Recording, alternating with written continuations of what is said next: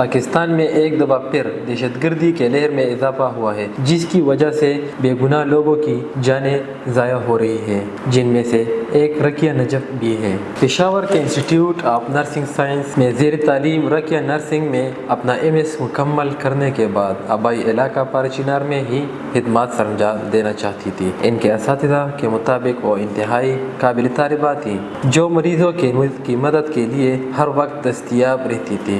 Ruqaiya Najaf Australia سے آنے والے اپنے بھائی ڈاکٹر کیسر کو ملنے 10 دن کی چھٹیوں پر پارچینار آئی تھی، جس کے بعد واپسی پر خیبر پختونخوا کے ضلع کرم میں اس مسافر کوچ پر فائرنگ ہوئی، جس میں وہ اپنے بھائی اور والد کے ہمراہ سوار تھی۔ مسافر کوچ پر نامعلوم افراد نے فائرنگ کی تھی، جس کے نتیجے میں 4 افراد شہید ہو گئے تھے۔ تفتیش کے دوران پولیس نے اسے دہشت گردی کا واقعہ قرار دیا، جس میں 2 گاڑیوں کو نشانہ بنایا گیا تھا، جس کے نتیجے میں رقیہ شہید ہو گئی اور ان کے بھائی اور والد زخمی ہو گئے تھے۔ انسٹیٹیوٹ آف نرسنگ سائنس کے ڈائریکٹر ڈاکٹر دلدار محمود نے رقیہ کو مثالی طالبہ قرار دیا اور کہا کہ سب اساتذہ ان سے انتہائی ہوش اور مطمئن تھے۔ ہم رقیہ کو کبھی نہیں بھولیں گے۔